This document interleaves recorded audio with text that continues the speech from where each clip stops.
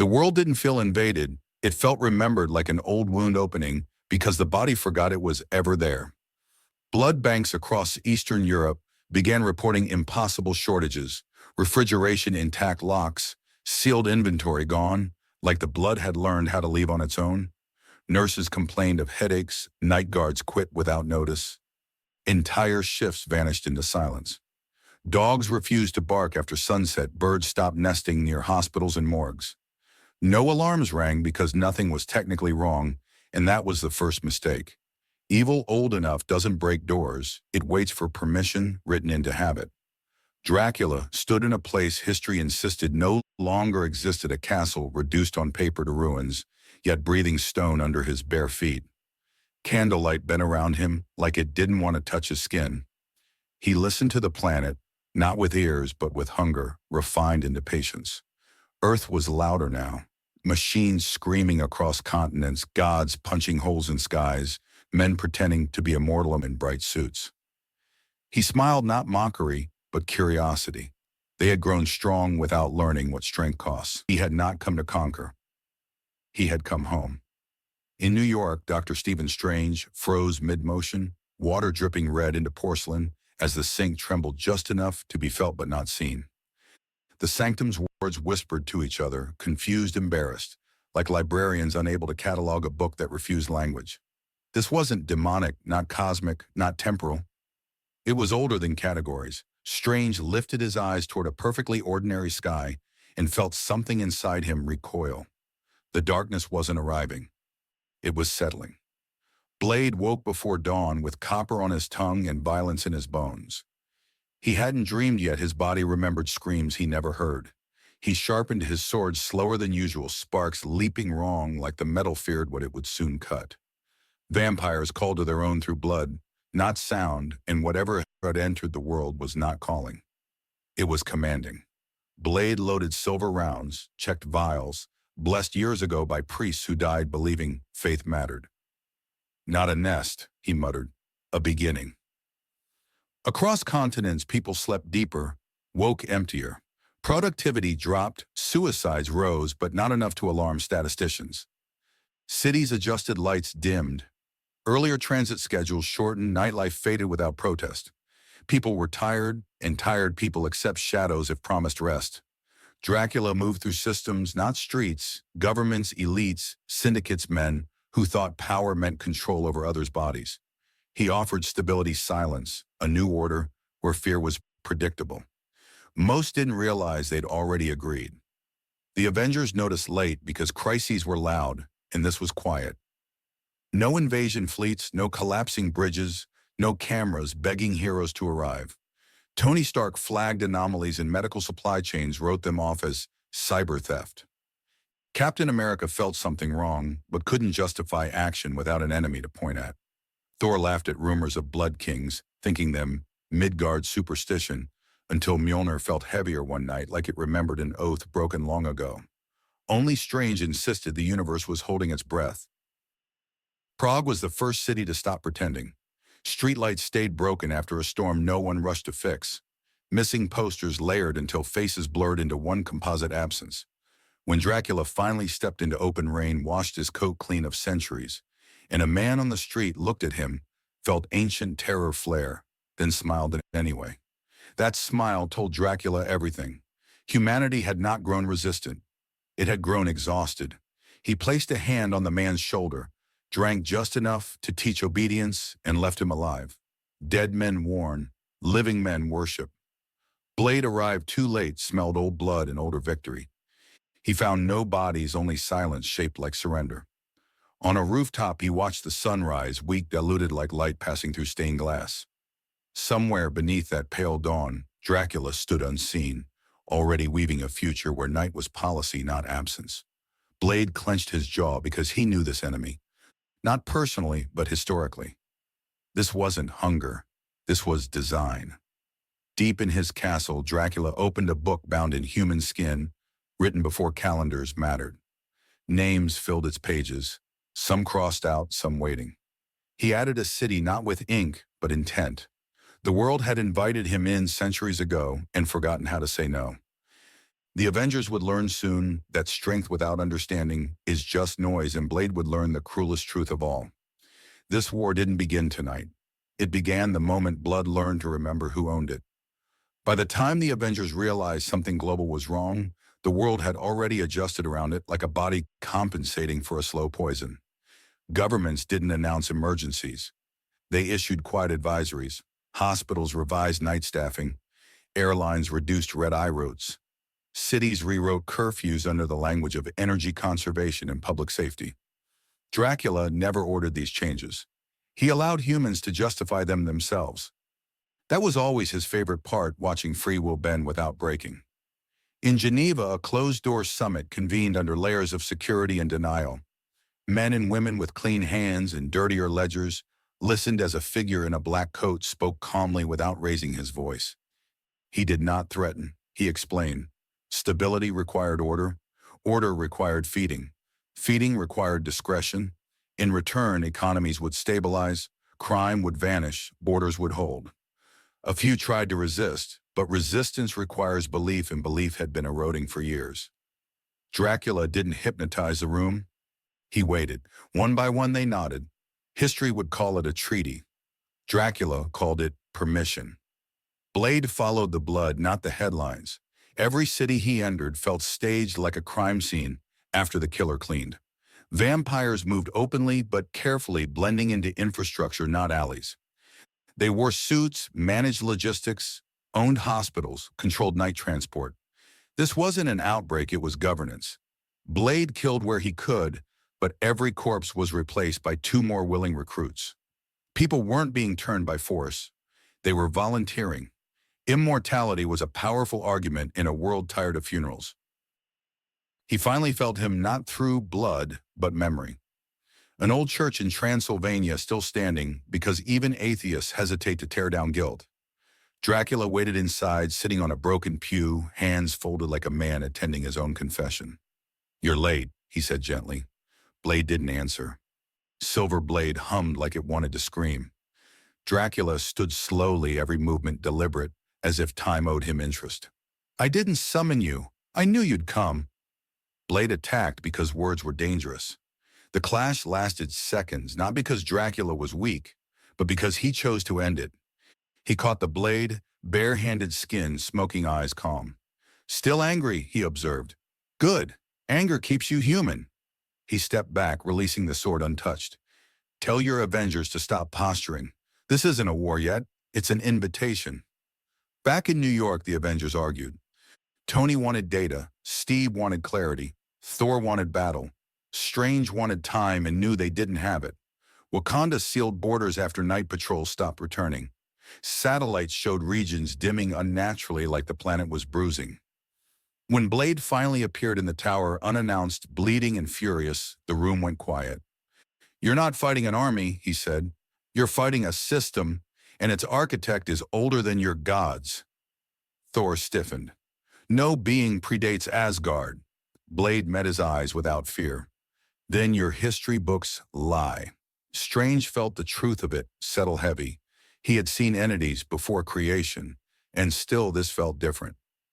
Those were forces. This was intent refined over millennia. Dracula wasn't here to win battles. He was here to be inevitable. That night, the first Avenger patrol failed.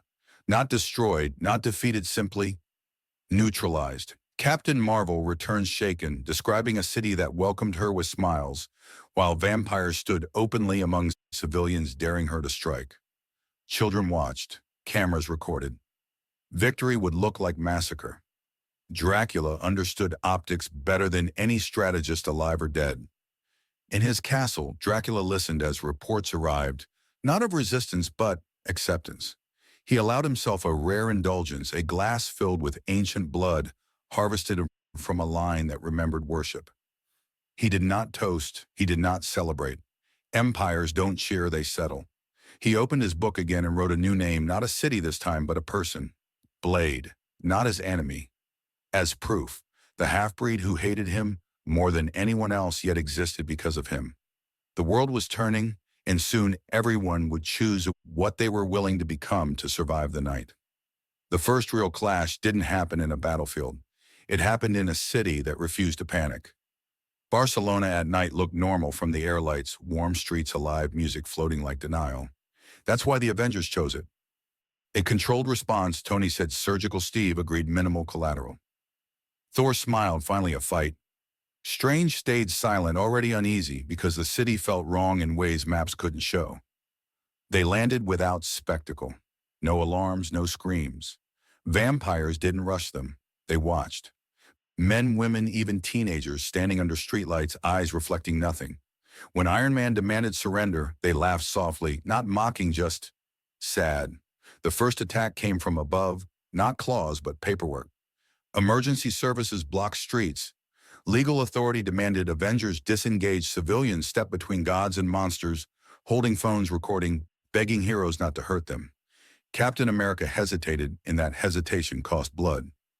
A vampire moved faster than expected, not at Steve, but past him, slashing a support beam, collapsing a building side without touching a soul. Thor struck lightning, and the sky answered weak, delayed, like it was tired. Strange cast binding spells that slid off bodies like rain. Carol charged through a nest only to find it empty, already evacuated, already planned. This wasn't combat. This was choreography, and the Avengers were out of rhythm. Blade watched from a rooftop, furious because he knew the trick. "He's teaching you," he muttered, "teaching you restraint." When he joined the fight, he didn't announce himself. He cut efficiently, brutally ignoring cameras. A vampire disintegrated in silver flame, and the crowd gasped, not in fear, but outrage. A woman screamed at him, not the monster he killed. Blade froze just long enough to feel the shift. Public perception had already been weaponized. Dracula observed through 1,000 eyes, none of them mystical, all of them human. He felt the Avengers strain against rules they built to protect a world that no longer wanted protecting. That was always the breaking point of heroes. They needed consent. He did not. When Thor finally confronted a vampire general armored in old Roman steel, the blows shook buildings, yet the general laughed, bleeding black, smiling through broken teeth. "We waited for gods," he said. "You always arrive late." The fight ended without victory. Avengers withdrew, labeled aggressors on every screen. No one mentioned the vampires who vanished into crowds. No one mentioned the blood missing from hospital basements beneath the city. Blade stared at the sun rising dull and felt something close to despair. He had spent his life fighting monsters in shadows. Dracula had dragged monsters into daylight and made them citizens. Back in New York, tensions exploded. Tony blamed optics, Steve blamed timing, Thor blamed himself. Strange admitted the spells resisting him weren't counterspells. They were absence, like trying to grab smoke that refused the idea of hands. Blade slammed a fist into the table, cracking vibranium edges. "You're playing defense in a war that isn't about winning fights," he said. "It's about ownership. He's claiming the night, and you're asking permission to stop him." That night, Dracula moved openly for the first time, not on a screen, not through proxies. He walked into London's financial district during a blackout calm as rain. Cameras caught him clearly, and the footage went viral before anyone could stop it. He spoke not to threaten, but to reassure. He promised order, safety, an end to random violence, and end to fear of tomorrow. "I am not your enemy." "Oh, wow," Dave said softly. "I am your inheritance." The Avengers arrived too late again, standing on rooftops watching a crowd applaud. No hypnotism, no spell, just belief, tired, desperate belief. Dracula looked up, locking eyes with Blade across the distance, and for a moment the noise faded. "You see," he said without raising his voice, yet Blade heard it in his bones. "They chose." He vanished into shadow, leaving silence heavier than any explosion.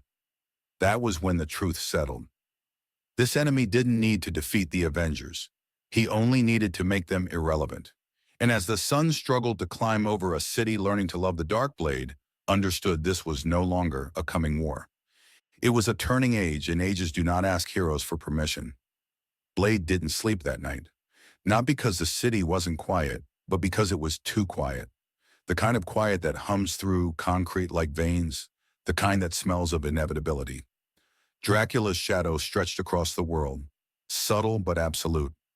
Blade felt it in his bones, in the way silver rattled slightly in his satchel, in the hollow feeling that humanity itself had begun to hesitate. He paced rooftops, scanning streets, alleys, neon signs that flickered as if unsure whether they were needed.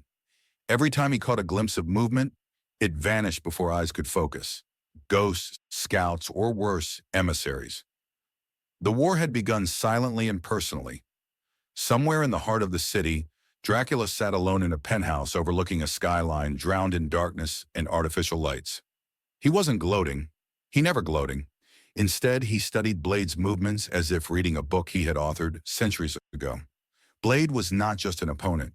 He was a narrative thread woven through Dracula's life, a proof of his own design. Every instinct Blade relied on, every skill honed over decades, was known, anticipated, cataloged. Dracula didn't need to attack. His presence alone was enough to shift the battlefield, to make the hunter doubt his prey. Blade's phone vibrated once, an encrypted message from Strange. He's not a normal vampire. He's beyond. You know that. Blade replied with a single word. I know. No one else in the Avengers could fully comprehend what beyond meant. They saw Dracula as another global threat, another monster to punch and strategize against. Blade had seen what monsters like Dracula could do when left unchecked, had seen history rewritten in blood and patience. Dracula didn't just kill, he taught, molded, and claimed. Blade felt the weight of a century of curses, of his mother's screams, and of a destiny he wished did not exist. By midnight, Blade confronted Dracula directly. The encounter was unlike any fight before. No silver clashing against ancient bone, no magical flare or hammer strike, only presence and words. Dracula stood still, eyes reflecting centuries, gaze piercing through Blade's defenses. You hunt what you are, he said softly. Every strike, every blade, every prayer you've whispered in anger or sorrow has brought you to me. You were made to oppose me, but you exist because of me. Blade's grip on his sword tightened, knuckles white, not from fear but recognition. There was truth there, a truth that shredded ego, pride, and purpose in one quiet sentence. Blade lunged, driven not by the desire to kill, but by the need to deny, to rebel, to assert humanity over inevitability. Dracula stepped aside effortlessly, a movement too fluid, too precise, as if bending reality around him. When Blade struck again, Dracula caught the silver edge with one hand, the other brushing Blade's chest lightly, not to harm, not to wound, only to anchor him in a moment he could not escape. I am older than your anger, Dracula murmured, older than your vengeance, and yet you carry it like armor. You will never understand me unless you see the thread that binds us. Blade tore free, spinning, slashing, but even his most precise strikes left only echoes. He realized then that this was never a battle of fists or blades. It was a war of existence, of essence, of identity. The night stretched, and Blade followed, relentless, through streets emptied by fear, through buildings whose shadows seemed to whisper allegiance. Dracula guided the chase with no effort, leading Blade through trials not of combat but of perception. People stared, some terrified, some reverent, all unaware that history itself was shifting around them. Every street, every shadow, every pulse of fear was calibrated. The Avenger patrols might have seen chaos, but Blade alone felt the deliberate choreography. Dracula wasn't attacking humanity. He was integrating it into his design, teaching it to choose its own submission, to willingly bend under a ruler who didn't need to scream to be obeyed. As dawn threatened the horizon, Blade confronted the truth he had been running from. This war was personal. It had always been personal. Dracula didn't just oppose him, he defined him. Every choice Blade had made, every life he had saved or failed to save, had led here. Blade lowered his blade for a fraction of a second, the weight of realization heavier than any monster's fangs. Dracula saw it, smiled faintly, and whispered, "We are two halves of the same eternity, yet you insist on calling yourself free. Interesting." And with that, he vanished into the awakening city, leaving Blade alone on the rooftop, heart pounding, lungs burning, mind alive with the certainty that the war had begun. But the true enemy was no longer just the vampires around the world. The true enemy was the thread connecting him to Dracula, a thread he could not cut without losing himself. Blade watched the sunrise, pale and hesitant, a city adjusting to a darkness it could already feel, a world slowly learning obedience to an enemy it barely recognized. And he understood the first rule of this war. To fight Dracula, he would have to first fight himself. The world had changed before most noticed. Cities were not falling, they were yielding. New York's skyline, once alive with neon in motion, pulsed with a quiet resignation. Lights stayed dim longer, streets emptied earlier, and those who remained walked with careful hesitation, eyes darting but hearts numb. Dracula had not burned the city, he had whispered to it, and humanity had listened. He moved not as a conqueror, but as a curator of order, selecting who would serve and who would witness. The Avengers finally understood the scale, but only barely. They convened in the tower with an urgency that crackled through the air. Steve Rogers paced, jaw tight, fists clenched, trying to frame a strategy that made sense. "We can't fight what doesn't fight," he said. "He doesn't take cities. He takes loyalty." Tony Stark slammed his palms into the table, holographic maps flickering under his fingers. "It's optics," he said. "He's not just winning battles. He's rewriting perception.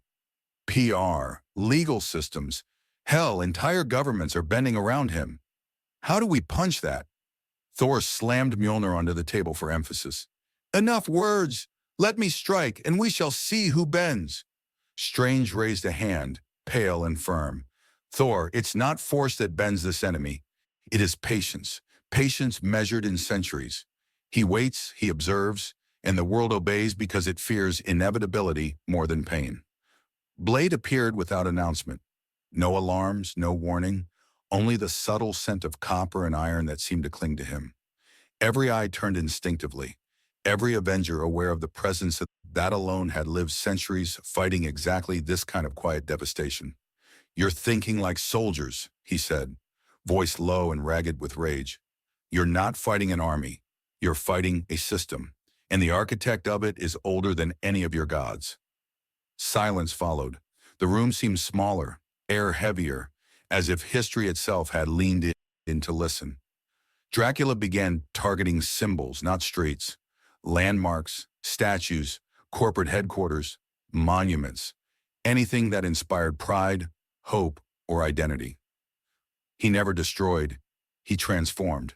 Security guards became attendants, public relations officers became emissaries, city councils became puppet directors without knowing they were the puppets. Each action was deliberate, a demonstration to heroes that strength alone was insufficient. When Captain Marvel flew over a square in Paris, she found it crowded with civilians, cheering. Vampires mingled openly among them. She tried to intervene, they bowed and smiled. The city had chosen the shadow without ever seeing its teeth. Meanwhile, Blade hunted, following threads of truth hidden beneath layers of obedience. Every vampire he confronted moved with purpose. Every escape route mapped, every civilian a shield. He began to realize the extent of Dracula's design. Humans weren't merely prey, they were collaborators, convinced that the darkness was better than the chaos they had inherited. Each encounter chipped away at Blade's resolve. He had spent his life defining himself by opposition to monsters.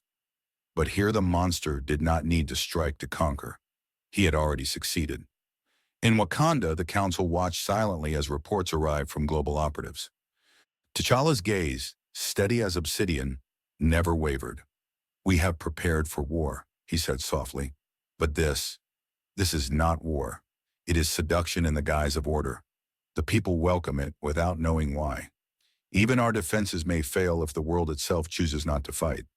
Shuri's fingers tapped over a console, scanning aerial images of cities bathed in darkness, perfectly intact but eerily obedient. "He's rewriting human instincts," she said. "Not physically, mentally, emotionally. We can't punch that, can't shoot it, can't code around it. He's not just fighting us, he's teaching us to obey him." Everywhere the Avengers turned, Dracula's influence left a mark. Governments no longer issued mandates, they requested cooperation. Corporate boards sent memos about ethical partnerships that masked allegiance to something unseen. Hospitals reported miraculous recoveries for patients willing to submit. Dracula didn't order these outcomes. He simply let humanity act in a way that fulfilled his plan. The world was learning to love him in whispers and small nods. And as Blade moved silently through the night, cutting through what he could, he understood with a weight that pressed against his chest.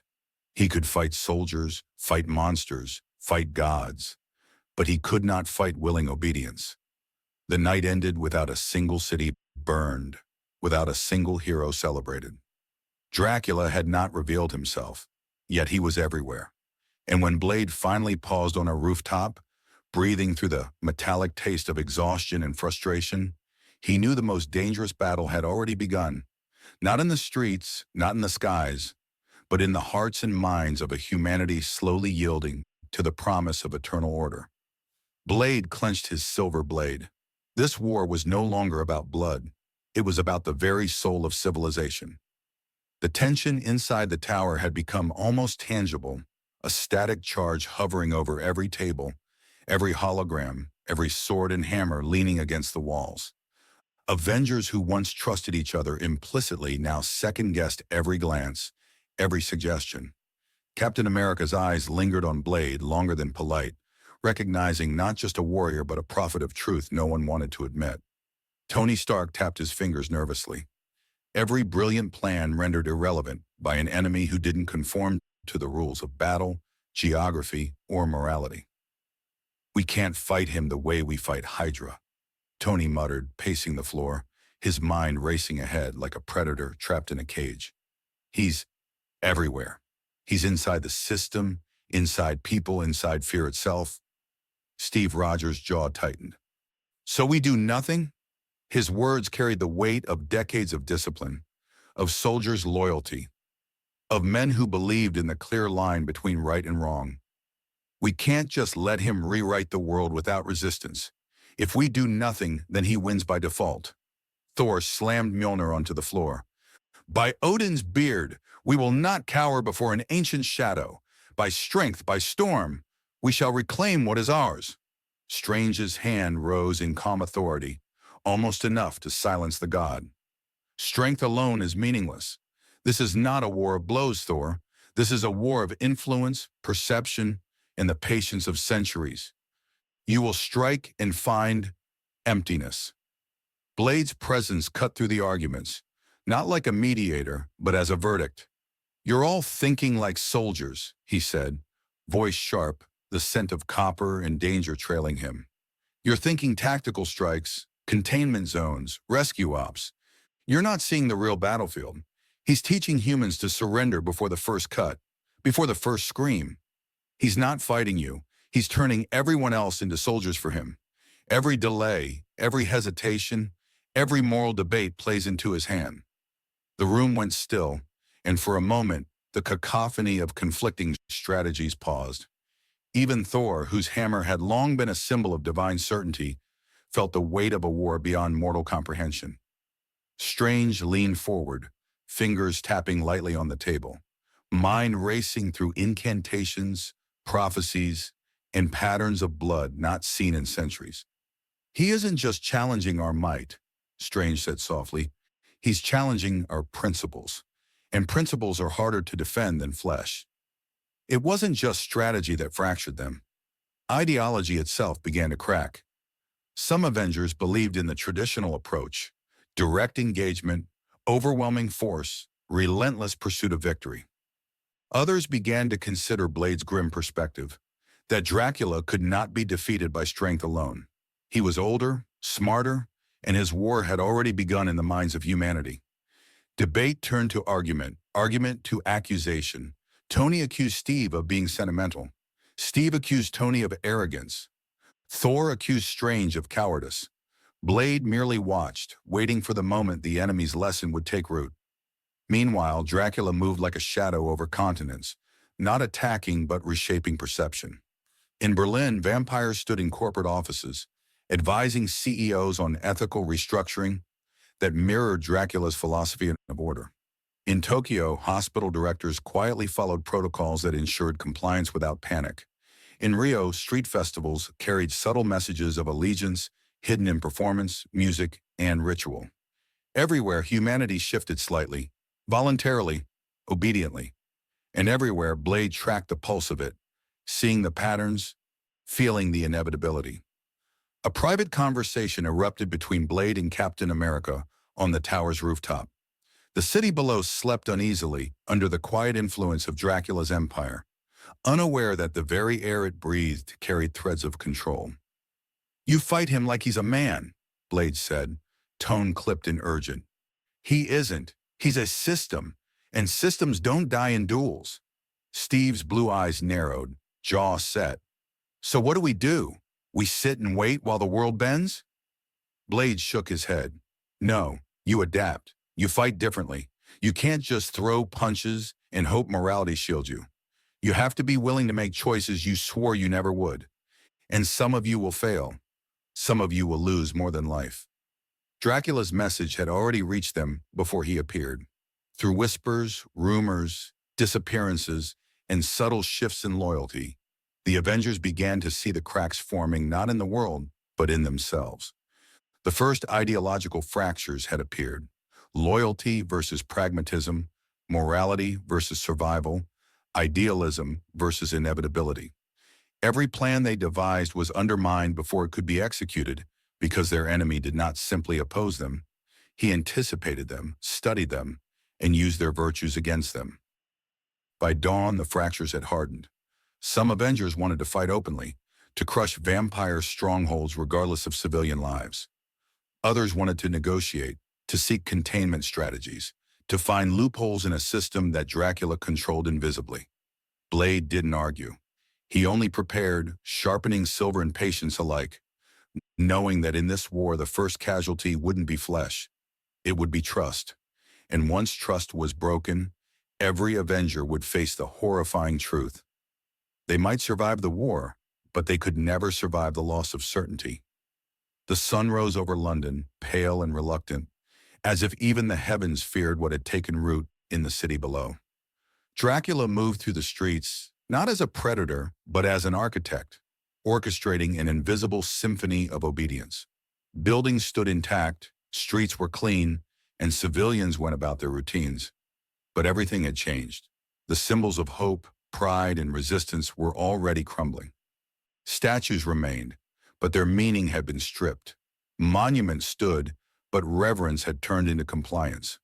The world could see, could record, could photograph, but perception no longer belonged to heroes. It belonged to Dracula. Avengers scrambled to respond.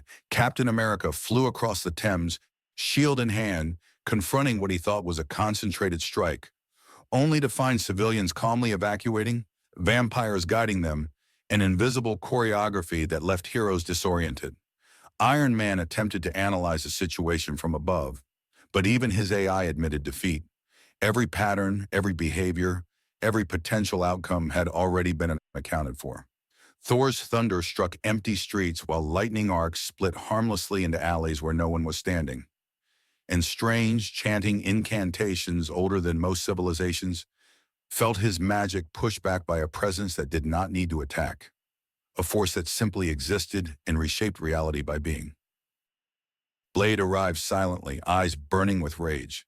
He moved through the city like a blade of judgment, cutting down what he could, ignoring cameras, ignoring civilians' fearful cries.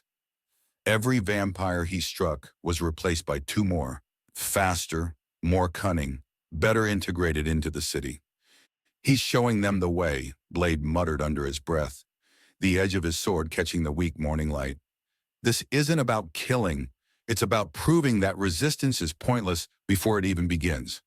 He realized with growing horror that Dracula's greatest weapon wasn't strength or magic. It was perception. In the heart of the city, a single Avenger would feel the full weight of this strategy. Spider-Man, patrolling the financial district, stumbled into a confrontation with a vampire general armored in centuries-old steel, fangs hidden, eyes gleaming. The fight was brief, brutal, and public. Spider-Man was not killed. Dracula had no interest in immediate death. But the victory over him was hollow. The general taunted him openly, mocking his ideals, his hope, even his youth. Civilians watched. Cameras captured every motion. Social media exploded, framing Spider-Man as reckless, the Avenger whose ideals endangered innocent lives. By the time other Avengers arrived, the general had vanished, and the public perception had already shifted. Fear and doubt had replaced inspiration. Blade observed silently, understanding the magnitude of the blow. The war was no longer physical, it was psychological. Dracula didn't need to destroy heroes, he needed to shatter their mythos.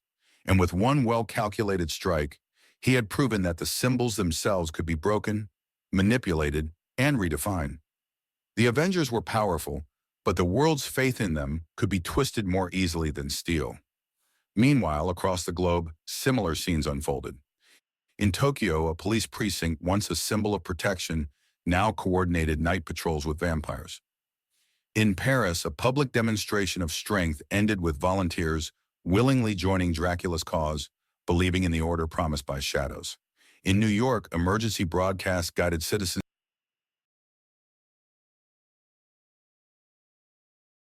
rule. The heroes were everywhere, but the battle belonged to the architect of obedience. Blade returned to a rooftop overlooking the chaos. Sweat and blood streaked across his face. His body ached, but his mind raced faster than ever. "This is bigger than him," he muttered. "This is bigger than all of us. He isn't fighting to win, he's fighting to prove inevitability." And he knew it was personal. Dracula's design wasn't just global, it was intimate. He had shaped Blade's life, forged him into a weapon that could never fully exist outside his shadow. Every victory Blade had ever claimed, every moral stance he had ever taken, was part of Dracula's lesson. That the world and its heroes would ultimately bend to patience, cunning, and inevitability. As the pale sun struggled to pierce the clouds, Blade clenched his fist, silver blade glinting in the weak light.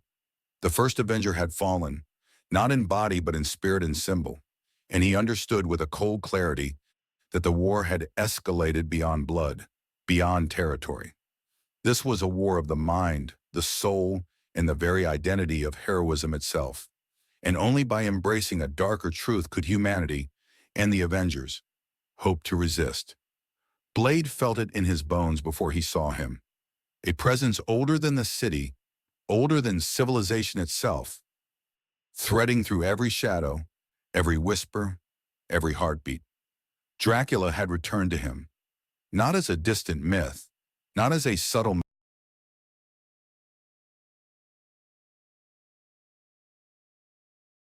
vampire his entire life.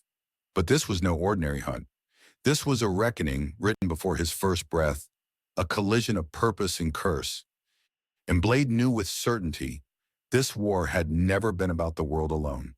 It had always been about him. In the streets of Budapest, a city half forgotten by time and modernity, the confrontation occurred not in grand halls or open battlefields, but in alleyways slick with rain and memory. Blade moved like a shadow, silver blade singing in rhythm with his heartbeat. Dracula appeared without warning, stepping out from the darkness as if he had always been there, as if the city itself had exhaled him into existence. Their eyes met, and for a moment, centuries collapsed. Time itself seemed to hesitate, giving weight to what was about to unfold. "You always come," Dracula said softly, voice carrying the weight of history, of legacy, of design. "You cannot stop what is inevitable, but you persist. Interesting, admirable, and yet futile." Blade's blade arced in a flash, a silver strike aimed to test, to challenge, to deny the truth he could not escape. Dracula caught it with a single hand, fingers curling around steel without breaking, without faltering. He tilted his head, not amused, but intrigued. "Do you feel it?" he asked. "The thread that binds us? You fight me, but you exist because of me. Every life you've saved, every enemy you've destroyed, every oath you've sworn, crafted, molded, anticipated, you are eye proof. Blade tore free, spinning, attacking with precision born of centuries of hunting. Yet every strike was met with resistance, not through brute strength but through anticipation. Dracula's movements were not merely faster. They were informed by time itself, by the lineage of vampires, by the legacy he had planted. Blade felt the sting not of fangs but of realization. This was not just a battle of skill. This was a battle of identity. Every blow Blade landed reminded him of his curse, his origin, his very existence tied inexorably to the monster before him. The confrontation escalated through the night, moving across rooftops, through catacombs, into abandoned theaters and forgotten graveyards. Blade attacked relentlessly, driven by rage, by morality, by the need to assert human will over inevitability. Dracula moved effortlessly, a predator who knew his prey intimately, shaping the conflict into a lesson as much as a fight. "You are more than I expected," Dracula murmured, voice echoing over the stone and shadow. "Stronger, cleverer, angrier. And yet every moment you resist only proves my design. You are my heir in defiance, my mirror in opposition. And one day, you may understand that even your hate serves me." Blade paused for a heartbeat, chest heaving, mind racing. He realized with a chill clarity that Dracula's war was not fought solely on the streets or in cities, but in the very marrow of his being. Blade's hatred, his rage, his purpose, every instinct sharpened by centuries of hunting, had been anticipated, nurtured, and now exploited. He was not merely opposing Dracula. He was participating in the fulfillment of a plan he had never consented to. As dawn crept over the horizon, Dracula stepped back into the shadows, leaving Blade alone amidst rain-slicked streets. No civilians cheered, no heroes arrived, no battle was recorded. The encounter had been invisible, yet its impact was absolute. Blade's chest heaved, muscles tensed, mind spinning with the bitter truth. The war was personal, and victory would require more than steel, more than strength, more than courage. It would demand a willingness to confront not just Dracula, but himself. The city around them woke to a muted sunrise, oblivious to the night's events. Blade sheathed his sword, gaze fixed on the lingering shadows, knowing that every city, every street, every heartbeat could be a battlefield tomorrow. Dracula's influence was already everywhere, shaping minds, hearts, and systems before even a single Avenger could intervene. And somewhere, just beyond perception, Blade felt the thread tighten again, connecting him to the vampire who had defined his life. The rivalry was no longer optional. It was destiny. Blade exhaled, eyes narrowing.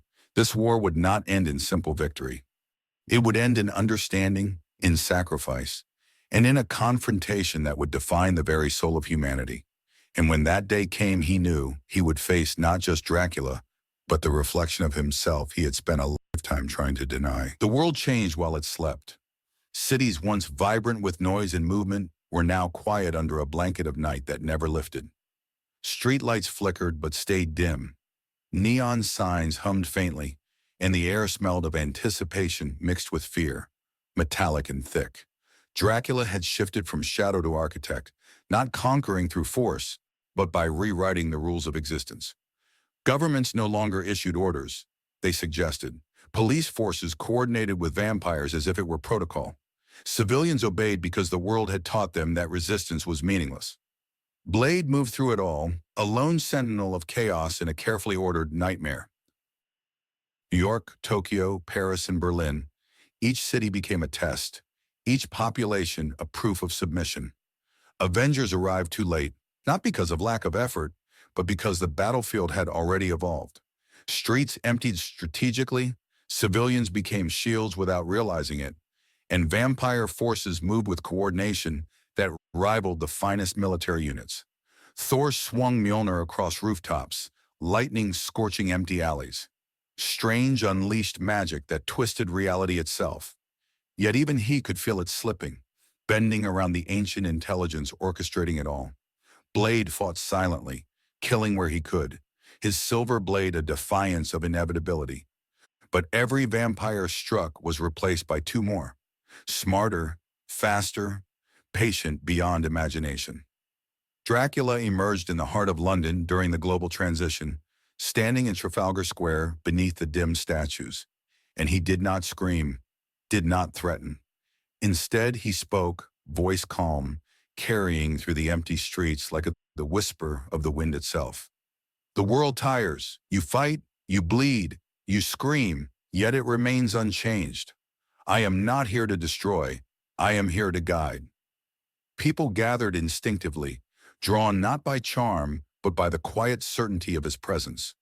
Vampire lieutenants, generals of strategy, ancient and precise, moved among them openly, offering protection, guidance, promises of stability.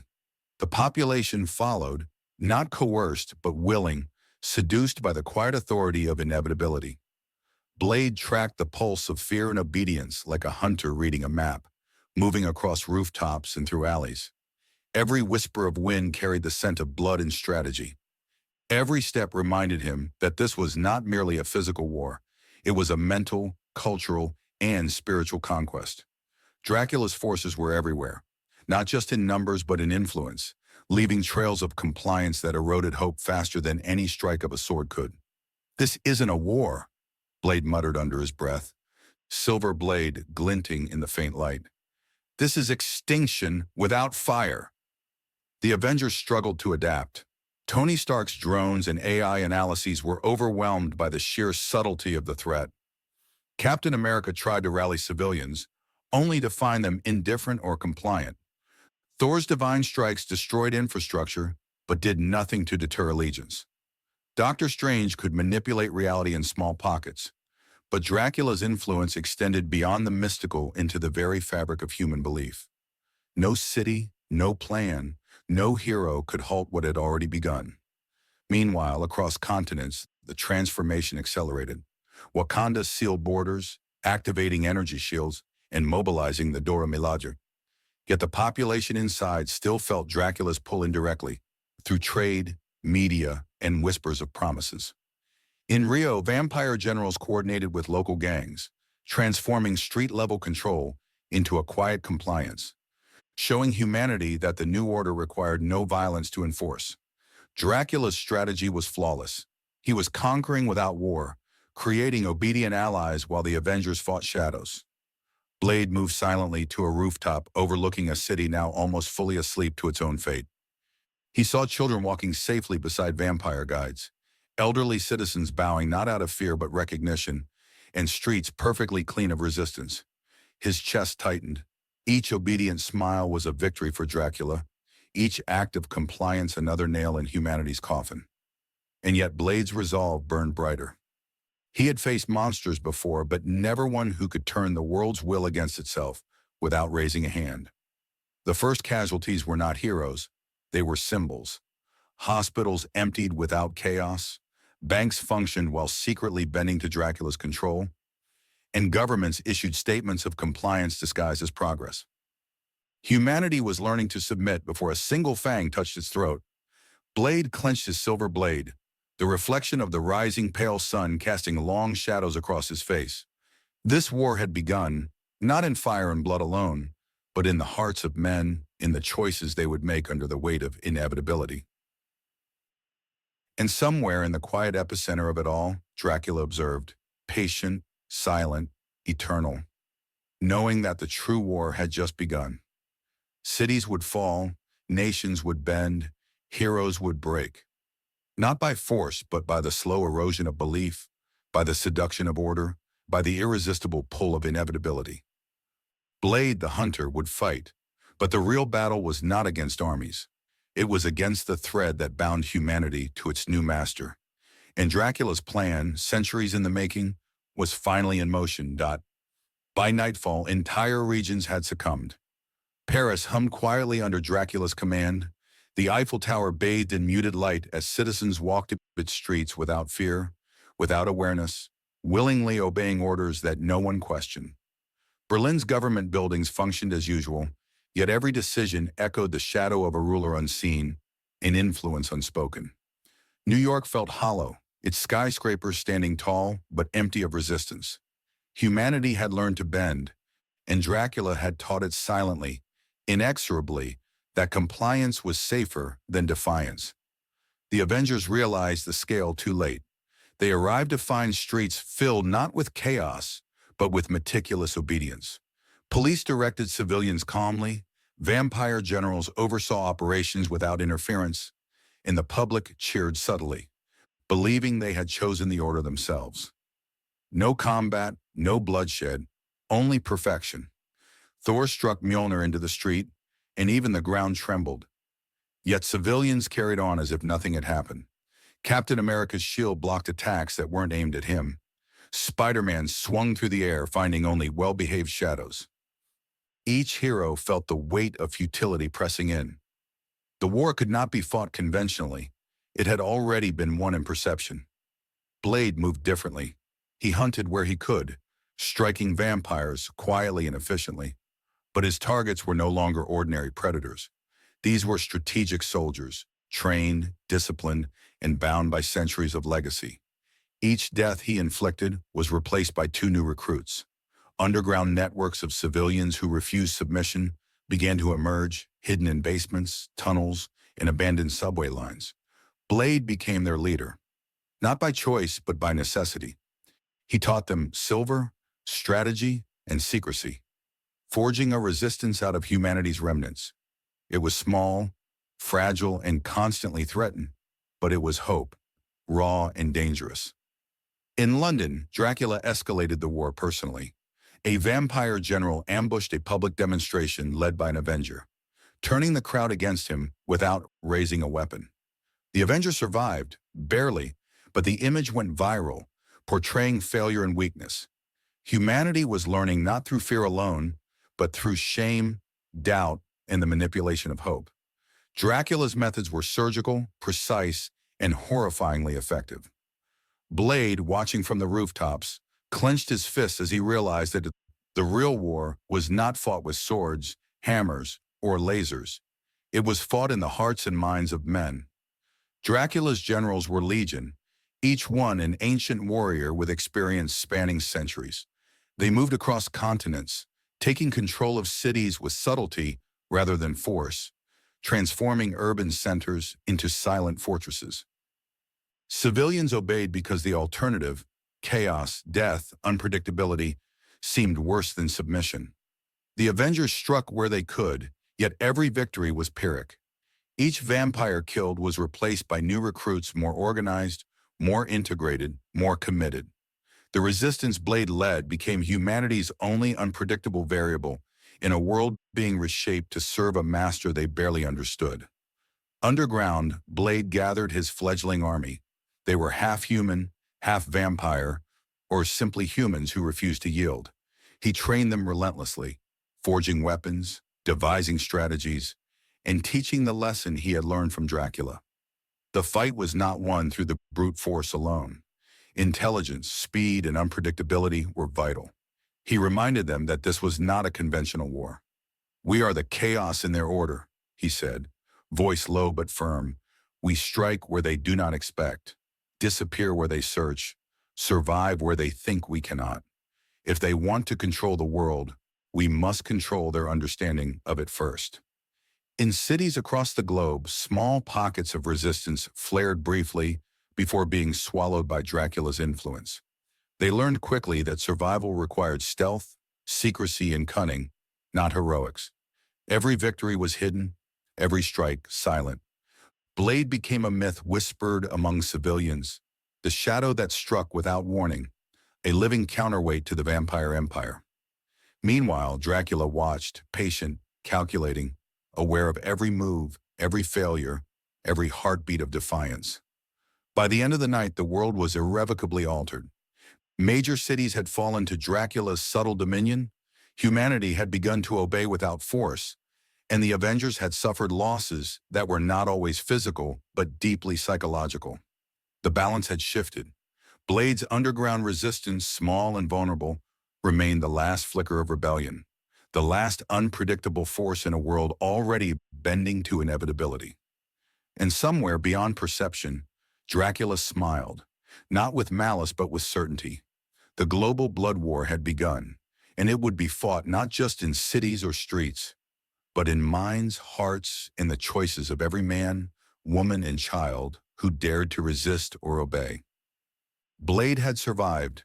Humanity had not surrendered completely, but the shadow of Dracula's dominance loomed larger than ever, a darkness that would test every hero, every ally, and every soul left in the world. The night sky over Rome was blood red, not from sunset, not from smoke, but from an unnatural eclipse that hovered impossibly low, a celestial warning the world barely noticed. Dracula's generals had arrived, veterans of centuries, beings whose bodies had survived plagues, wars, and the collapse of empires. They moved with the precision of gods and the hunger of predators, not to annihilate cities outright, but to dominate them, to train humanity to bend before inevitability. Their arrival was subtle at first, shadows stretching too long, whispers in corridors, missing guards. But soon the violence became undeniable. Blade observed from a high tower, eyes burning behind the mask of determination. These generals were unlike anything he had faced. Thor's lightning barely slowed them. Strange's spells slid harmlessly off their armored flesh. And even the combined firepower of Stark's drones and Iron Man suits could only stagger, not destroy. These were creatures who had drunk blood from kings, emperors, and gods themselves. Every strike they endured only honed them, sharpened them, made them faster, stronger, more cunning. Blade realized the terrifying truth. Even Dracula's lieutenants could scarcely be controlled, and yet somehow they obeyed him. The entire hierarchy was perfected cruelty, disciplined chaos refined over centuries. Across the globe, battles erupted, not as clashes of armies, but as theaters of terror. In Tokyo, skyscrapers shuddered under coordinated strikes, yet the civilians, carefully guided, obeyed protocols that Dracula had silently enforced. In New York, the Avengers fought street by street, building by building, yet found themselves constantly outmaneuvered, not by numbers, but by strategy. The enemy never attacked directly. The attacks were always misdirection, disruption, control. Every Avenger who fell or was gravely injured became a warning to the rest, not of the vampire's power, but of the futility of expecting normal rules to apply. Blade led small squads of underground fighters through tunnels and sewers, teaching them precision, patience, and the rules of guerrilla resistance. "We're not strong enough to fight them head-on," he warned, voice low but firm. "Every strike must count. Every casualty must teach a lesson. We survive by being unpredictable, by being human in a world that forgets humanity exists." His words were not motivational. They were doctrine, hardened by centuries of hunting vampires who respected nothing but the kill. The fledgling army adapted quickly, blending ancient silver rituals with modern tactics, learning to strike and vanish without leaving a trace. Dracula's influence spread faster than any Avenger could respond. In London, vampires patrolled the streets openly, guiding civilians with a calm authority that made resistance feel both futile and immoral. In Paris, the Eiffel Tower's observation decks, once tourist attractions, became control points for vampire generals, with humans volunteering to enforce order. Across continents, the subtle spread of power reshaped societies. Blade saw the horrifying efficiency. Dracula did not need armies in every city. Humanity had already become his army, whether they knew it or not.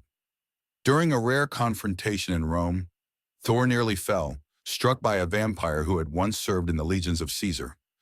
The being laughed, a sound older than any language, before vanishing into the shadows. Strange barely contained the collapse of reality around him, as spells meant to protect civilians twisted in defiance. Iron Man's suit systems overloaded under attacks that were more cunning than forceful. Blade, moving silently behind the chaos, cut down generals where he could, yet each victory was temporary, each kill replaced by two more trained in tactics, centuries older than he had ever known. The first catastrophic loss came not from combat, but from transformation. One Avenger, struck and bitten in the chaos, was turned against their will. Their death was immediate for humanity's morale, but their new existence served as a weapon in Dracula's design. Every hero realized that victory had a price they had never imagined. One slip, one failure, and they could be forced to serve the very darkness they fought. Blade watched silently, rage coiling inside him, understanding that this war required more than courage or skill. It demanded sacrifice, cunning, and a willingness to embrace the darkness they all feared.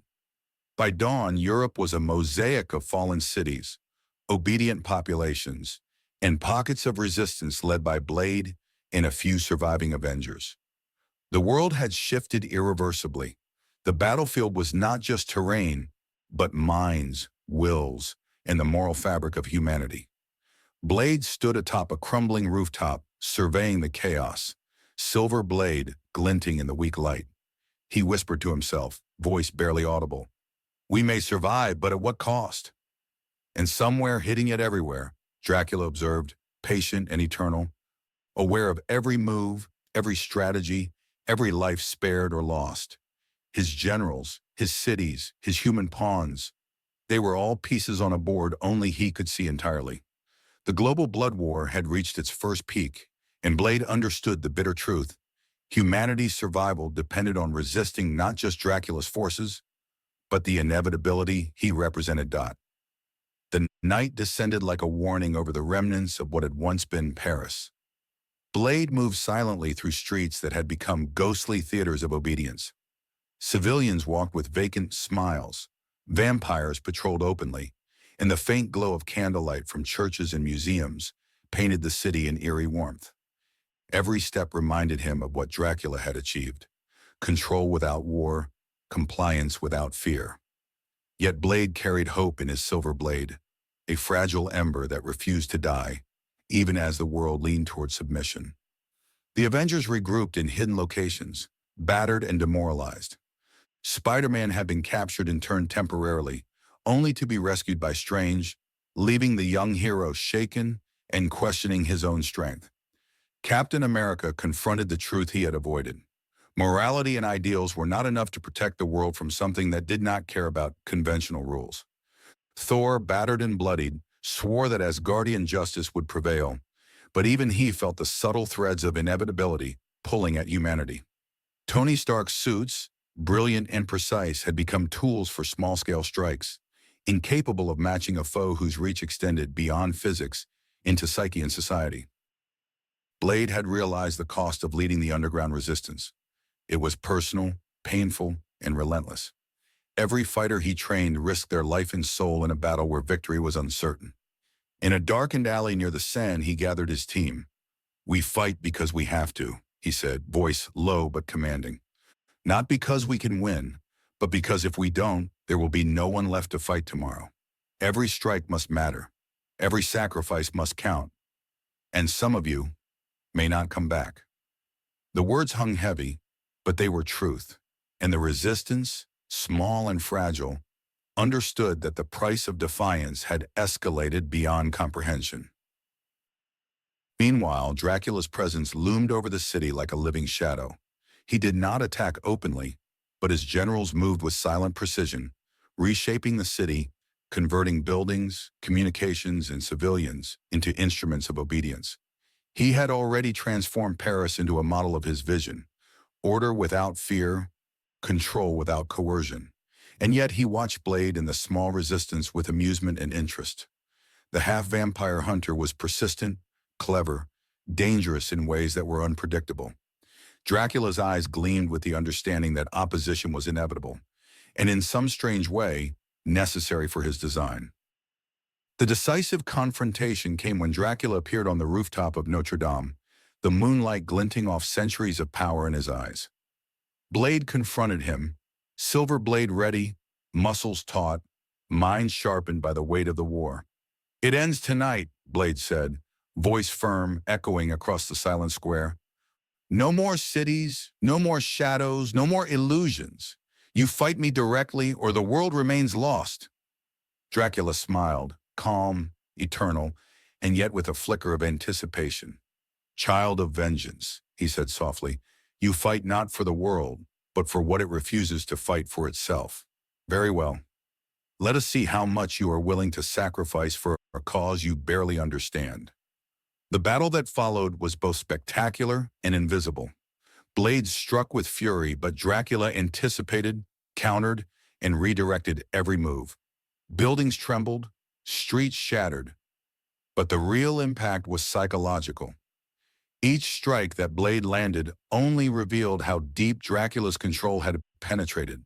Every civilian, every vampire, every structure served as both battlefield and audience, teaching lessons Blade had never wished to learn. And then the first ultimate sacrifice occurred. One of Blade's closest allies, a young recruit trained to precision, intercepted a strike meant for Blade and was torn apart. The Resistance watched in horror as life became collateral for strategy. Blade froze for a heartbeat, grief and rage colliding into a sharpened focus that even Dracula noted. Blade's fury turned the fight into a relentless storm, each strike more dangerous, more daring, more desperate. Dracula, unfazed, danced through the chaos, testing, teasing, teaching. Yet in that moment, Blade realized something crucial. Victory could not come through hatred alone, not through brute strength, not even through courage. It would come through understanding, strategy, and the willingness to risk everything, including the lives of those he loved, to challenge inevitability itself. By dawn, the square lay in ruins. Civilians largely unharmed, but subtly conditioned. Resistance fighters exhausted, bleeding, and shaken. Blade stood, blade heavy in his hand, heart heavier still. Dracula vanished into shadows, leaving a faint echo of laughter and certainty. The global blood war had reached its darkest point. Cities fully under Dracula's influence. Heroes battered and fractured. The resistance surviving only by ingenuity and sacrifice. Blade knew the war was far from over. The world's obedience was rising, and the hunter's path had become a test of endurance, morality, and soul. Blade exhaled, gaze fixed on the horizon, silver blade catching the pale morning light. He whispered to himself, "This war isn't just about killing monsters. It's about surviving what they create in the hearts of men."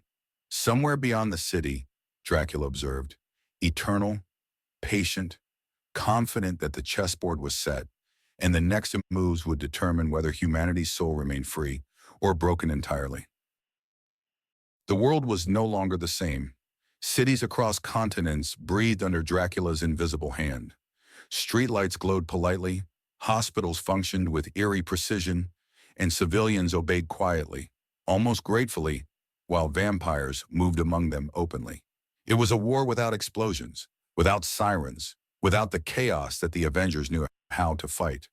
The battlefield had shifted from streets and skies to minds and hearts, and every symbol of heroism had been tarnished by the subtle influence of the centuries-old predator. Blade knew what must be done. The fight had to change, and the heroes had to evolve, or humanity would be lost. The Avengers convened in a hidden command center, miles beneath a city that now appeared calm above. Thor paced like a storm caged, lightning sparking from his hammer onto reinforced steel floors. "We cannot stand idly while the world bends to a shadow. Let us strike, and let him know the power of gods and men alike." Captain America rubbed the bridge of his nose, exhaustion etched deep in his features. "We've tried striking. We've tried visibility. Every move we make, every step we take has already been accounted for. The problem isn't just him, it's the way humanity responds to him." Tony Stark's holograms flickered with statistics, showing cities subdued not by force, but by obedience. He's not just winning, he's rewriting society. You can smash buildings, Thor, but he's already won hearts and laws.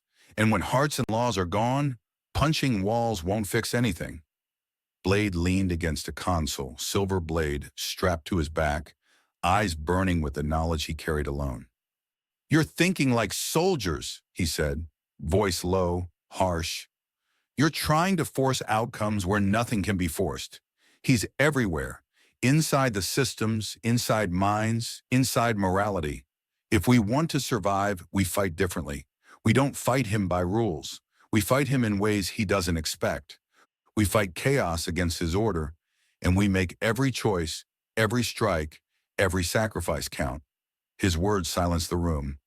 Even Thor paused, hammer lowered, sensing the truth in the hunter's tone.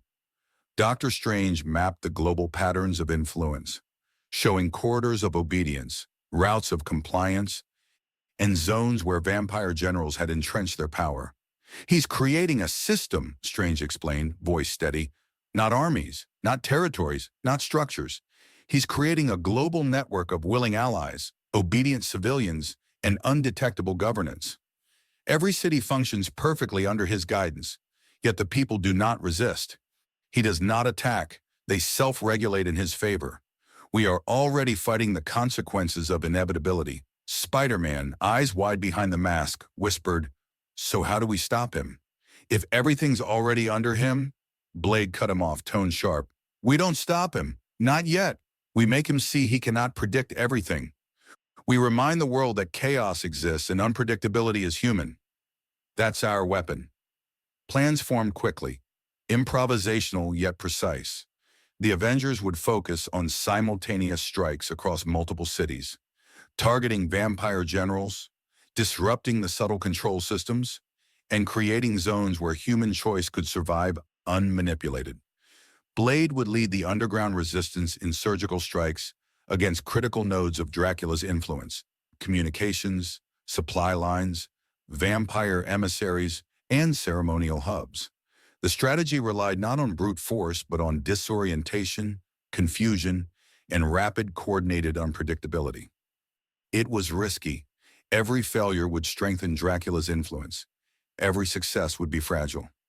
Blade convened a private briefing with the most capable fighters in the Resistance, a small group of humans and half-vampires trained for stealth and speed.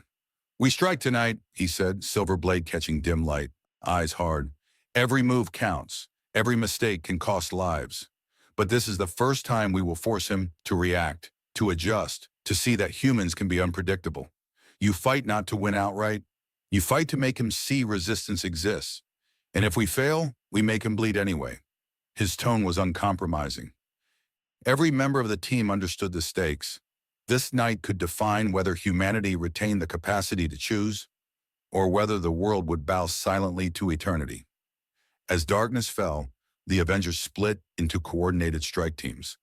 Spider-Man swung across rooftops, moving unseen through corridors where civilians waited nervously. Iron Man's drones zipped through alleys, scanning for vampire generals. Thor and Captain America led targeted assaults to distract and divide, while Strange manipulated mystical corridors to create pockets of unpredictability. Blade and his underground fighters slipped through shadows, striking nodes of influence with precision and disappearing before vampire forces could respond.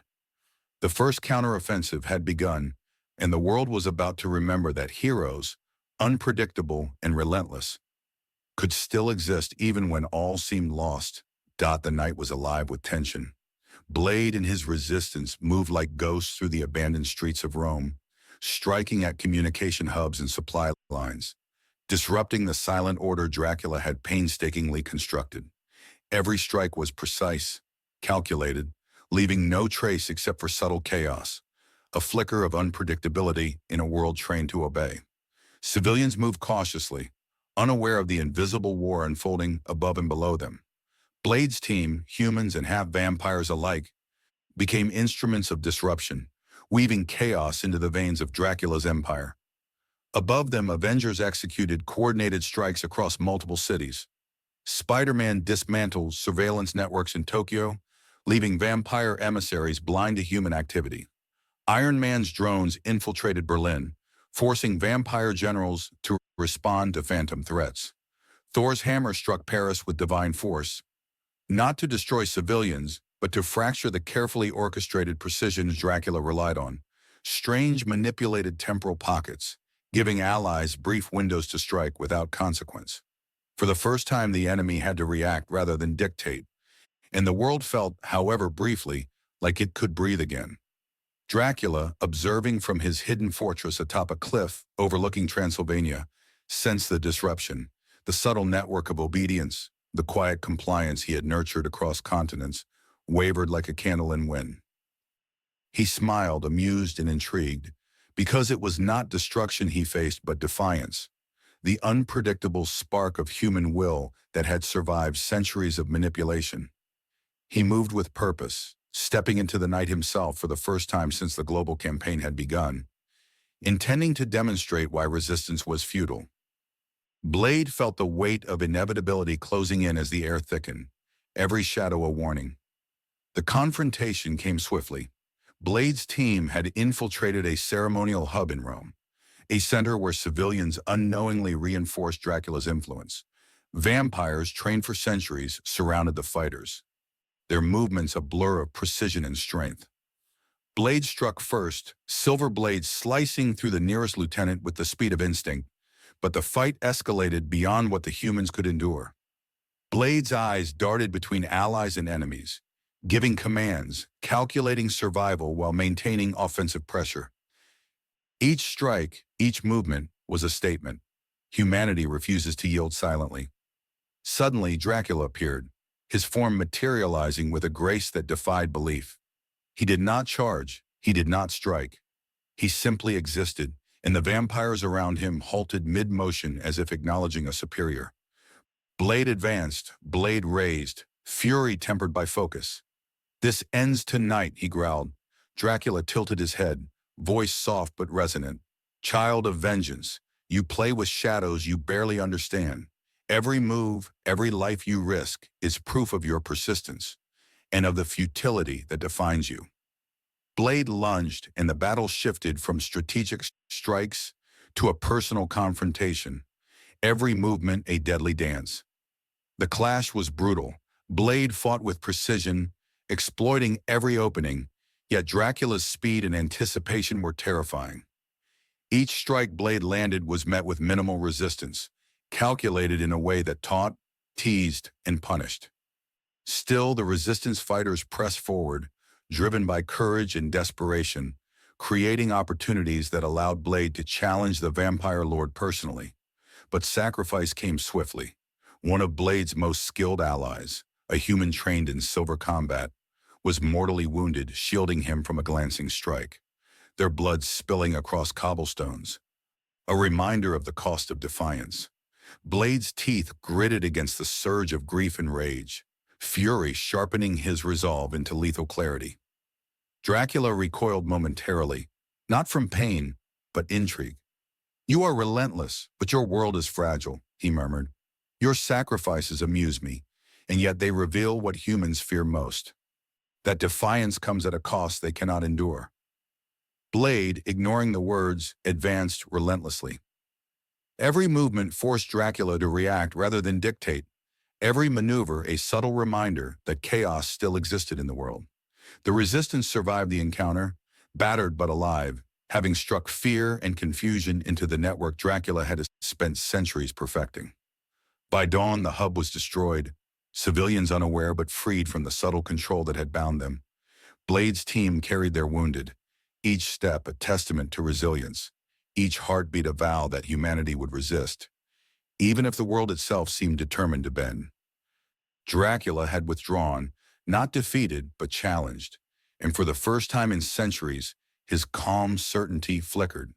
The global blood war had escalated, losses and victories intertwined, defiance had survived, and the fight for the soul of humanity was entering its most dangerous phase. The world had grown darker, not only in shadow but in choice. Humanity, already bending under Dracula's subtle dominion, now faced a different threat, the desperation of those sworn to protect it. The Avengers convened once more, their numbers reduced, their spirits frayed, yet their resolve hardened by failure and necessity. Strange traced sigils across the floor of the hidden chamber, drawing circles of power older than most civilizations. "We cannot fight him conventionally anymore," he said, voice tight. "We must use knowledge and magic that has long been forbidden, spells that twist the natural order, risk the life force of those who wield them, even alter the line between life and death itself." Thor slammed Mjolnir onto the ground, sparks flying. "Then we shall do it.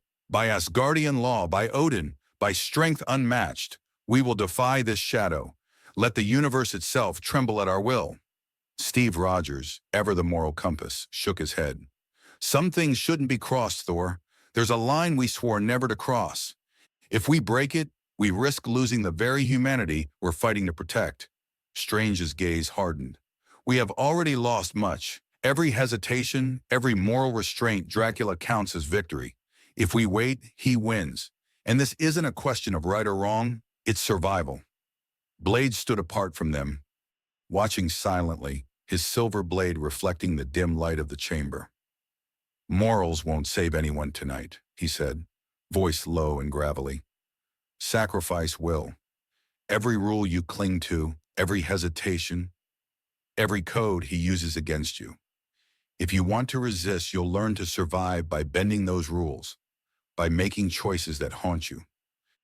Because sometimes the only way to win is to pay the price no one else is willing to pay. His words cut through the tension, harsh as the edge of his blade, yet impossible to ignore. The first deployment of forbidden magic began in the ruins of Tokyo. Strange manipulated time within localized zones, creating windows where vampire generals could be trapped or disoriented. But every spell carried a cost, energy drained from the caster's vitality. Lives nearby disrupted, small tears in reality that bled into the surrounding world. Blade and his resistance took advantage of these gaps, striking nodes of influence and rescuing civilians before the vampires could adapt.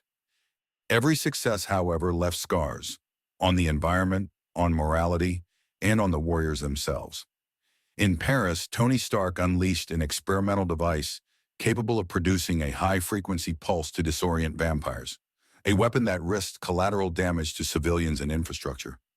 He hesitated, knowing the moral line, yet understood that failure meant far greater loss. Spider-Man, assisting civilians caught in the device's radius, whispered, "Are we allowed to do this?" Blade's voice cut through firm, unwavering. "You're allowed to survive. That's the rule now." Every choice became a compromise, a trade-off between human life and the survival of the many. The Avengers were forced to accept moral imperfection as a necessity, a bitter but vital truth. Meanwhile, Dracula observed from afar, intrigued and amused. The use of forbidden magic, extreme tactics, and human desperation only highlighted the extent of human resilience. Yet he recognized the risk. These actions, while disruptive, were unpredictable. Chaos had entered his meticulously ordered system, and even he could not fully anticipate every variable. His generals adjusted, civilians subtly manipulated to compensate, but the cracks were now visible. Blade's underground networks and the Avengers' risky maneuvers began sowing doubt, confusion, and rebellion in pockets that had once been obedient. The cost, however, was undeniable. Injuries mounted, civilians suffered from collateral effects, and some Avengers faced irreversible consequences. Spider-Man temporarily exposed to temporal distortion, Strange weakened by overuse of forbidden spells, Thor drained to the brink of unconsciousness. Blade lost several resistance fighters to vampire counterstrikes that targeted human hubs. Every victory carried a shadow, every survival a debt, and yet amidst exhaustion and blood, a fragile truth emerged. Humanity still had agency. Chaos was possible. Resistance existed. By dawn, cities lay partially liberated, pockets of obedience fractured, and Dracula forced to acknowledge the first signs of hesitation in his dominion. The world remained perilously close to submission, but the actions of the Avengers and Blade's resistance had carved out zones where unpredictability reigned, where humans and heroes could act without immediate consequence. It was a temporary reprieve, fragile as glass, but a victory nonetheless, a reminder that even in the darkest night, choice and defiance persisted. Blade gazed across the horizon, silver blade glinting against the faint light, knowing the war was escalating toward a moment that would demand even more courage, more sacrifice, more willingness to break moral lines that had defined them for decades. Dracula had been challenged, yes, but only lightly. The true test, the broken sun, awaited, and the cost of survival would soon be measured in ways no one could yet imagine. The sky over New York was shattered, literally and metaphorically. A celestial anomaly, wrought by Dracula's subtle manipulations and the desperate attempts of Strange's forbidden magic, had left the sun fractured, casting the city in an eerie, permanent twilight. Shadows stretched unnaturally long across streets, buildings, and parks. Humanity felt the effect immediately. Crops struggled, temperatures dropped, sleep cycles broke, and fear spread like wildfire. It was as if the world itself had paused, waiting for the inevitable clash of predator and protector. The Avengers gathered on the tower rooftop, eyes wide beneath the fractured sunlight. The broken sun was more than a visual phenomenon. It was a signal, a shift in power. Strange's hands glowed as he traced complex sigils in the air, sweat beading on his brow. "We've destabilized reality," he said grimly. "Dracula isn't just challenging humanity's will. He's rewriting the laws that govern it. Every spell we've cast, every technological strike, has consequences we can barely predict. And now, the world itself is fragile." Blade stood beside him, blade gleaming faintly, eyes hardened with centuries of purpose. Fragile or not, the fight doesn't stop. The broken sun is his power, his statement, but it's also a weakness. Nothing that lasts forever can be perfect. Nothing that controls everything can anticipate the impossible. His voice carried the weight of command and warning alike. The resistance huddled behind him in shadowed alleys, listened intently, knowing the cost of failure had escalated beyond imagination. Every strike would now carry the risk of irreparable loss. Dracula moved in the fractured light, appearing on the edge of Central Park, his figure tall, regal, and terrifyingly calm. The broken sun illuminated him, silver hair glinting, eyes alight with eternal certainty. He did not charge or roar, he simply existed, radiating the inevitability of centuries. His generals aligned in formation, their movements precise and patient. "You tamper with forces beyond your understanding," Dracula intoned. "You fracture the world, yet it still bends to me. You have courage, persistence, and ingenuity. But do you have the willingness to pay the ultimate price?" The first casualties came quickly. Civilians caught outside protective zones fell under subtle control of vampire generals, transformed before they could resist. Resistance fighters, caught mid-strike, were forced to make impossible choices: retreat and survive, or advance and die. Blade moved like a shadow through the chaos, striking nodes of control, cutting generals down with silver, and pulling the injured to safety. Each move was a gamble, each decision a moral fracture. Save one life and risk another, strike one vampire and let civilians fall, act and be condemned, hesitate and be destroyed. The Avengers launched simultaneous counterstrikes, each team aware that the broken sun amplified Dracula's power. Thor's lightning burned differently, weaker in some zones, stronger in others. Iron Man's suits overheated unpredictably, technology bending under mystical interference. Spider-Man navigated streets where shadows moved against him, civilians appearing and vanishing with the surreal logic of Dracula's design. Strange, pushing the limits of forbidden magic, held the cracks in reality open just long enough to give the others a window of action. But every spell exacted a toll on his own life force. Blade faced Dracula directly once again, the broken sun casting both of them in a ghostly half-light. Their battle was not measured by the clash of weapons alone, but by the interplay of inevitability and defiance. Blade lunged, struck, dodged, and calculated, every move a combination of centuries of training and instinct honed in the underground war. Dracula countered with the patience of millennia, anticipating every motion, every angle, every hesitation. It was a duel of philosophy as much as skill, order versus chaos, inevitability versus defiance, eternity versus mortality. By the end of the confrontation, the broken sun remained fractured, but the cracks in Dracula's system were now visible to the world. Some cities experienced brief windows of true freedom, small pockets of humanity acting without influence. Resistance fighters survived against impossible odds. Civilians glimpsed agency they had forgotten they possessed. Blade, bloodied but unbroken, stood amidst ruins, realizing that the cost of survival was higher than ever. Lives lost, moral boundaries shattered, and the recognition that victory could never be clean, easy, or without compromise. Dracula withdrew into shadows, leaving a message as clear as it was terrifying. He was eternal, patient, and every success humanity achieved was already anticipated, accounted for, and woven into his design. Blade, standing alone under the fractured sunlight, silver blade in hand, whispered, "We survived today, but the war is far from over."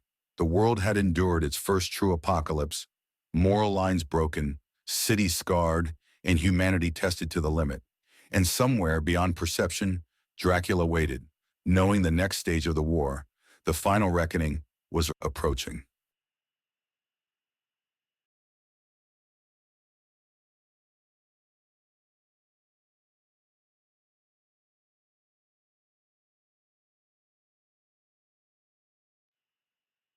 The sky over the world had turned a permanent twilight, the remnants of the broken sun casting the earth in muted silver and red. Cities across continents lay half alive, half slumbering, their streets patrolled by Dracula's generals, civilians following subtle orders as if compelled by instinct. Humanity had endured countless attacks, subtle manipulations, and mass obedience. Yet a spark remained in hidden pockets, underground tunnels, abandoned subways, and shattered skyscrapers, where Blade and his resistance fought, planned, and survived. The final confrontation, the last night, was coming, and the world felt its weight in every breath. The Avengers convened in a hidden base beneath the ruins of Manhattan, battered, weary, and diminished in numbers. Captain America, face streaked with dirt and blood, addressed the group. "We faced impossible odds before, but this is more than that. Dracula isn't just a threat. He's a force of inevitability, rewriting reality, bending humans to his will without touching them. Tonight we fight not just for survival, but for the soul of humanity itself." Thor slammed Mjolnir onto the floor, sparks flying. "Then let it come! Let the last night dawn! By the strength of Asgard, we shall strike and bring the storm of defiance to eternity itself." Blade stood apart, his silver blade glinting faintly in the dim light, eyes hard with centuries of purpose. "Eternity doesn't scare me," he said, voice low and steady. "What scares me is complacency, the illusion that humanity can be controlled without resistance. Tonight we strike at him directly. This isn't about victory in the conventional sense. This is about reminding him and the world that humans, blooded, fragile, flawed, cannot be fully predicted, fully dominated, fully owned. Every strike counts. Every sacrifice matters." Doctor Strange traced mystical circles across the floor, preparing spells older than recorded history, combining forbidden magic with protective wards to counter Dracula's power. "We've delayed the inevitable long enough," he said, eyes scanning his allies. "The last night is our chance, our window, but it will cost lives. This is not a conventional battle. Every action has consequences that reach beyond this world. Time, space, and life itself may fracture in the process." Spider-Man, gripping the edge of a table, whispered nervously, "How do we even fight someone like him? He's not just strong, he's everywhere." Blade turned, eyes blazing. "We fight where he's not. We strike where he doesn't expect. We survive where he thinks he has already won. That's the difference between hunters and prey." Meanwhile, Dracula observed from the ruins of a cathedral in Prague, standing atop the tallest spire as shadows coiled around him like serpents. The broken sun illuminated him, giving form to centuries of calculated patience, knowledge, and control. He did not move, did not roar, but radiated inevitability. His generals, positioned strategically across global hotspots, waited for his signal. Every city under his subtle influence remained obedient, functioning, unaware of the storm that was about to descend. Yet in the stillness he sensed disruption, the faint, chaotic pulse of human defiance that had been growing in pockets across the world. The first moves of the last night began in simultaneous strikes. Blade's resistance infiltrated key vampire strongholds, disabling nodes of control and rescuing civilians who had unknowingly reinforced Dracula's subtle dominion. Thor and Iron Man attacked vampire generals in Paris and Tokyo, breaking ranks and forcing them to respond rather than dictate. Spider-Man and Captain America created zones of unpredictable human activity, disrupting the networks Dracula relied upon for obedience. Strange, manipulated temporal and mystical corridors, allowing the heroes to move undetected and strike with precision. The world itself seemed to react to the sudden surge of defiance. Shadows twisted unnaturally, as if resisting control. Winds shifted unpredictably, and the broken sun flickered, a silent acknowledgement that the battle had begun. Civilians, for the first time in months, hesitated before obeying commands, uncertainty creeping into their actions. Small pockets of rebellion flared in New York, London, and Rome, giving the resistance momentum. Blade observed quietly, aware that every move, every strike, every decision carried immense weight. The last night had begun, and the cost of failure would not be measured in days or weeks, but in the survival of the human spirit itself. The world held its breath. Cities once obedient and serene under Dracula's control were now rippling with chaos. Blade and his resistance moved like shadows through the streets, disabling vampire generals, dismantling control networks, and freeing civilians from subtle manipulation. Every action was calculated, every strike precise, yet the stakes had never been higher. The broken sun cast fractured light over battlefields, stretching shadows unnaturally long, turning ordinary streets into arenas of survival. In Paris, Thor swung Mjolnir in controlled arcs, toppling vampire lieutenants with divine force while protecting civilians who now hesitated before instinctively obeying orders. Iron Man's drones zipped between buildings, hacking surveillance systems and exposing Dracula's network for brief, crucial moments. Spider-Man swung from shattered rooftops, rescuing humans and dismantling traps set to lure them into compliance. Every Avenger acted with urgency. Every move forced Dracula to react rather than dictate, a subtle but vital shift in power. Blade led the most dangerous strikes personally. He moved through the ruins of Notre Dame, silver blade slicing through vampires with deadly precision. The resistance fighters behind him pressed forward, following his lead. But casualties mounted quickly. One of his closest allies, a half-vampire trained to blend into shadows, fell to a brutal counterstrike. Blade's rage sharpened, but he pressed onward. Every life lost was a wound, every strike a statement. Humanity still resisted, and even Dracula could not anticipate every action. The first direct encounter with Dracula happened in the streets of Rome. He appeared suddenly, shadows gathering around him like a cloak of smoke. Blade faced him, blade raised, muscles coiled, mind razor sharp. "It ends tonight," Blade shouted. Dracula smiled, calm and eternal. "It never ends," he said softly, his voice carrying centuries of patience. "You strike, you resist, you fight, and yet every moment only proves my design. I am inevitable." Blade lunged and the clash began. Silver blade against centuries of vampire power, skill and instinct against strategy and anticipation. The battle escalated globally. In Tokyo, Iron Man's drones faced vampire generals who had adapted to previous strikes, forcing him to improvise. Spider-Man navigated streets where civilians acted unpredictably, some resisting control, some frozen in hesitation, creating pockets of human agency that disrupted vampire movements. Thor's lightning collided with vampire soldiers across Paris, shattering ranks and forcing generals to withdraw to protect their networks. Every Avenger and every resistance fighter understood that the global battlefield was no longer defined by terrain, but by human unpredictability, the one factor Dracula could never fully calculate. Dracula tested Blade relentlessly.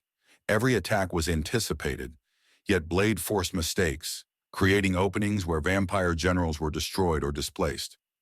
Blade's blade cut silently, efficiently, but every strike had consequences. Resistance fighters sacrificed themselves to protect civilians, distract generals, or disable nodes of influence. Deaths occurred not from recklessness, but from necessity, each one a moral fracture in the ongoing war. Blade endured, bloodied, every strike against him, sharpening resolve and fueling determination. By night's end, cities were partially freed, though scars remained everywhere. Destroyed infrastructure, traumatized civilians, and vampires displaced but not destroyed. The broken sun flickered, showing glimpses of the world's resilience. Dracula retreated into shadows, observing the chaos with interest, noting every disruption, every sacrifice, every unpredictable act of human defiance. Blade and the Avengers had forced him to react for the first time in centuries, but the war was far from over. The last night had begun, the hunt was global, and the true confrontation, where every choice, every life, and every action would matter, was looming on the horizon. The world trembled under the broken sun, shadows stretching impossibly long across shattered cities. Blade and his resistance moved like living phantoms through alleys, rooftops, and tunnels, striking with precision and disappearing before vampire generals could react. Each strike was coordinated with the Avengers' global maneuvers. Spider-Man dismantling traps in Tokyo, Iron Man disabling vampire surveillance in Berlin, Thor and Captain America tearing through vampire patrols in Paris and London. Yet all of this was only the prelude. Dracula was about to act personally, and his full power, refined over centuries, would make the broken sun itself tremble. From the heart of Prague, atop a cathedral spire shattered by previous confrontations, Dracula appeared fully, no longer hidden. His presence alone warped the air, twisting shadows into writhing serpents and causing the broken sun to flicker violently overhead. Vampire generals knelt instinctively at his side, acknowledging a force older than cities, older than empires. Blade felt it instantly, a pressure that pressed on his mind, muscles, and very soul. Every instinct screamed that the battle was no longer about strategy or skill. It was about endurance, courage, and the will to survive the inevitable. Blade confronted him in the ruined streets below, silver blade raised, eyes sharp, jaw clenched.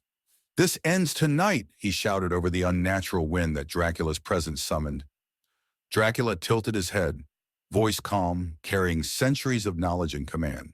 "Child of vengeance, you fight as if your defiance alone can undo centuries of design.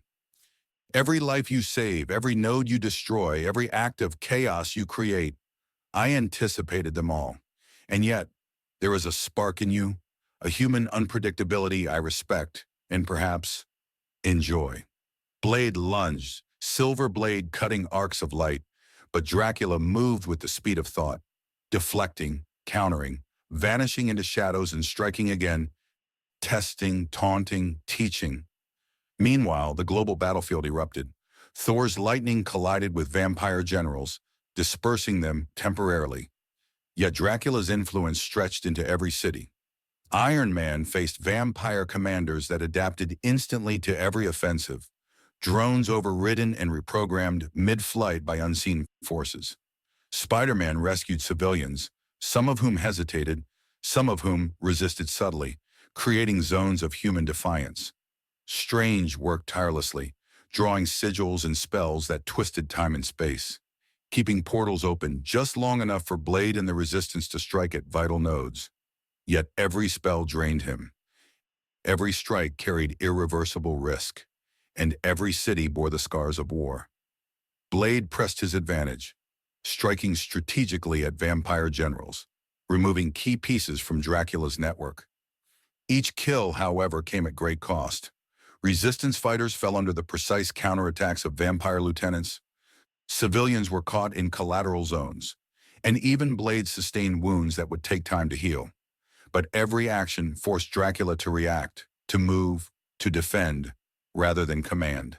The ancient vampire had underestimated, for the first time in centuries, the sheer unpredictability of human determination combined with strategic planning and relentless courage.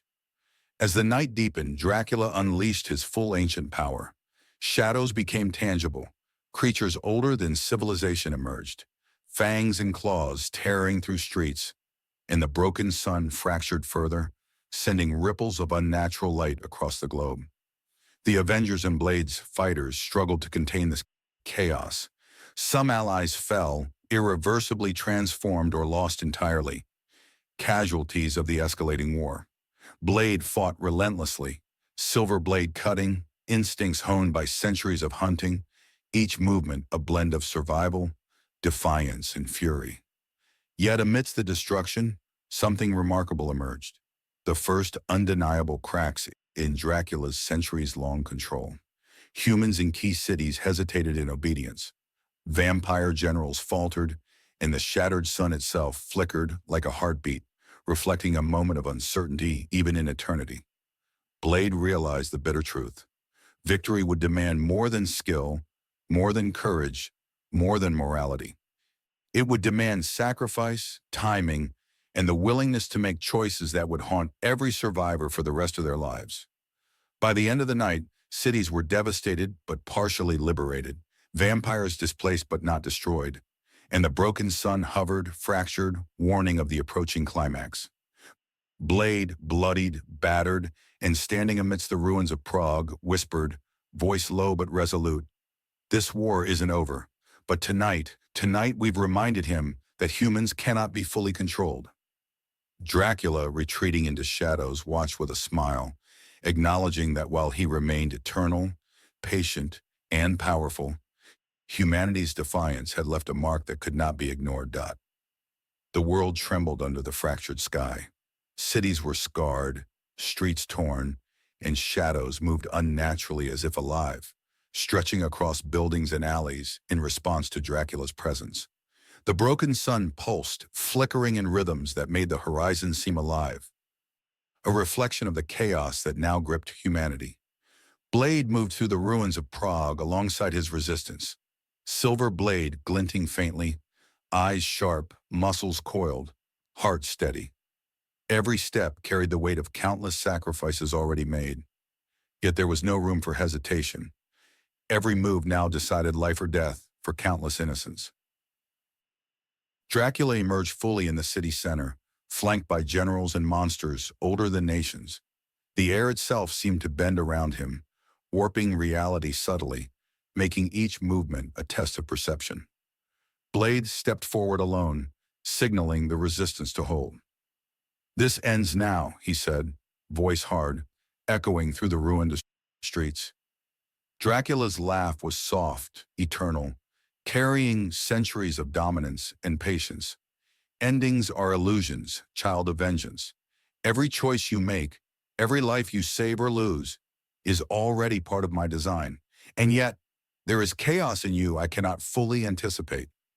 The confrontation erupted instantly. Blade lunged, silver blades striking arcs of light through darkness. Dracula moved like liquid shadow, anticipating, countering, vanishing only to strike again, every movement deliberate, eternal, perfect. Vampire generals surged forward, cutting through resistance fighters with lethal precision. The Avengers arrived simultaneously, descending upon the city with firepower, lightning, and magic.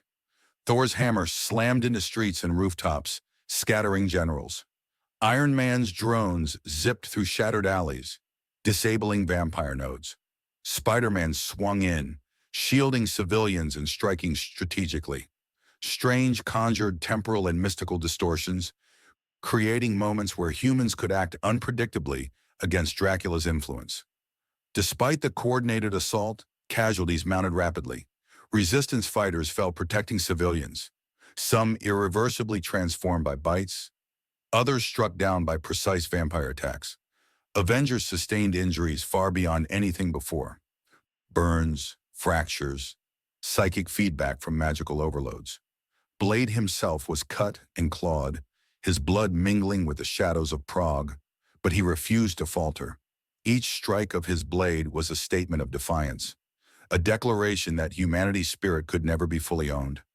Dracula, observing the chaos, unleashed his full ancient power.